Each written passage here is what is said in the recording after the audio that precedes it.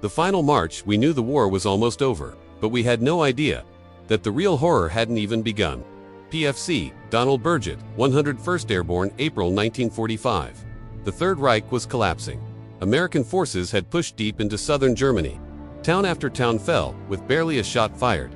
Hitler was cornered in Berlin, and most GIs believed the war was days from ending. But as the soldiers of the U.S. 42nd and 45th Infantry Divisions marched toward the town of Dachau, they noticed something strange. Refugees, emaciated, filthy, hollow-eyed, people who looked more dead than alive. They stumbled down the roads, mumbling words in broken German. Polish. The path to Dachau, April 26, 1945.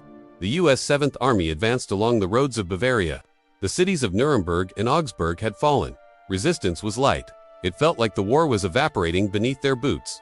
But along those roads, something felt wrong. American GIs found bodies, dozens, then hundreds, strewn along railway tracks, piled into boxcars, rotting in the spring sun. These were not soldiers. They were civilians. Starved, beaten, mutilated. One patrol stumbled upon a train with 39 boxcars inside. The stench was unbearable. What they found were not people. Not anymore. Just skeletons with skin, limbs tangled together, eyes wide open in eternal screams. Many were naked. Others had been gnawed by rats or pecked by birds. They were told this was the death train from Buchenwald. It was headed for Dachau, a place no one in the unit had ever heard of. But the name would be burned into their souls for the rest of their lives. The Gates of Hell, April 29, 1945, Dachau, Germany. American troops approached the camp cautiously. It looked, at first, like a regular military installation. Barbed wire, guard towers, brick buildings. Then they saw the sign, Arbeit matched frei. Work sets you free, and then, the smell hit them. SGT John Lee, 45th Infantry Division, later recalled. It wasn't the smell of death, it was worse. It was the smell of thousands of deaths, layered, aged, mixed with excrement, sickness, and smoke. When the first Americans entered the outer camp, they were greeted by a sea of sunken eyes. Thousands of prisoners, Jewish, Polish, Russian, German, dissidents, staggered forward. Many couldn't walk. They crawled. They reached out with trembling fingers. "Amerikaner," they whispered. "Yes," a soldier replied. And then, for the first time in years, some of them wept. But the joy of liberation would not last long. Not for the prisoners, and not for the men who'd set them free. The morgue inside Dachau, the horror deepened. American soldiers moved from building to building. They found rooms stacked with corpses. Naked, contorted, mouths agape. Some had been dead for days. Others were still warm. The crematorium was still operational. One GI opened an iron door and found charred remains inside. Another opened a storage room and discovered piles of human hair. Next to it, bins of gold teeth. One unit stumbled into what they thought was a hospital. But it was not for healing. It was where Nazi doctors had experimented. Freezing humans alive, infecting them with gangrene, removing limbs, injecting gasoline into their veins, testing poison gas. A soldier vomited on the spot. Another dropped his rifle and wept.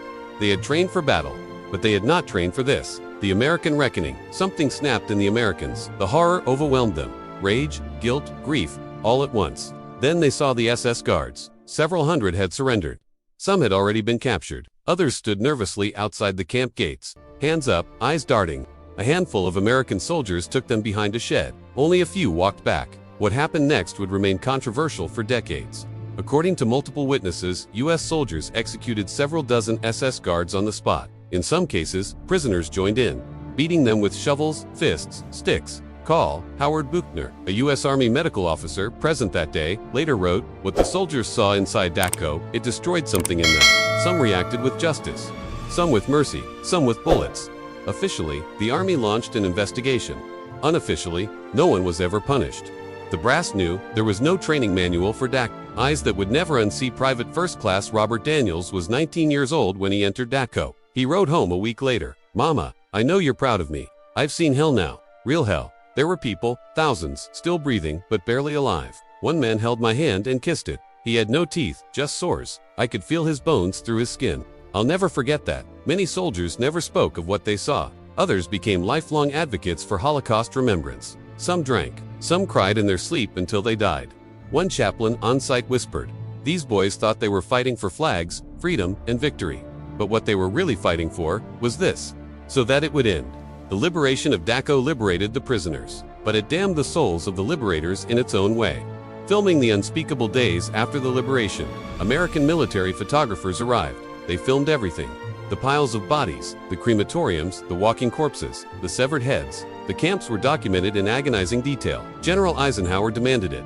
Let the world see. Let the evidence remain. Because someday, someone will say this never happened. He was right. Within a few years, Holocaust denial began. Even today, there are those who claim Dachau was exaggerated, but the reals remain.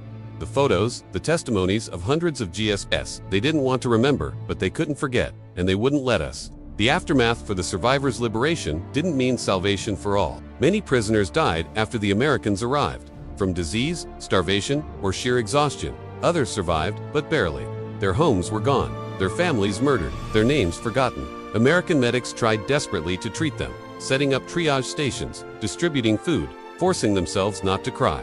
One prisoner, barely alive, whispered, "I don't remember how to live." Some Gs stayed behind to help. Others moved on, to Munich, to Berchtesgaden, and to victory.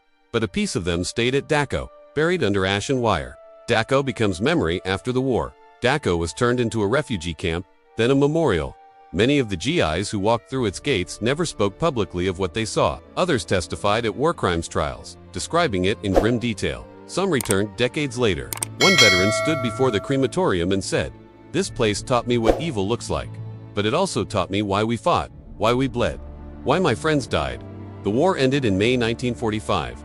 But for the men who liberated Dachau, it never really ended. It just moved from the battlefield to their nightmares. What they saw in the decades that followed, historians wrote about Dachau. Politicians gave speeches. Memorials were built. But only one group truly understood what had happened inside those gates. The men who saw it with their own eyes. They saw piles of corpses. They saw medical horror. They saw evil, raw, and industrialized. But they also saw something else. Survival, defiance, human beings who refused to die. And in the middle of it all, they saw themselves. Young boys from Kansas, from Brooklyn, from Mississippi, suddenly cast as witnesses to the darkest chapter of human history. They were not prepared, but they showed up anyway, and they told the world. Dachau was not the largest camp. It wasn't even the deadliest. But for the American soldiers who liberated it, it was a turning point. They came to win a war. They left knowing they had witnessed a genocide. To this day, their stories remain. In diaries, in interviews, in documentaries, in graves marked only by dog tags and faded uniforms. They didn't just liberate a camp. They liberated truth. You may think you know what man is capable of, but until you've seen Dachau, you don't know a damn thing. Lt. William Cowling, 42nd Infantry Division.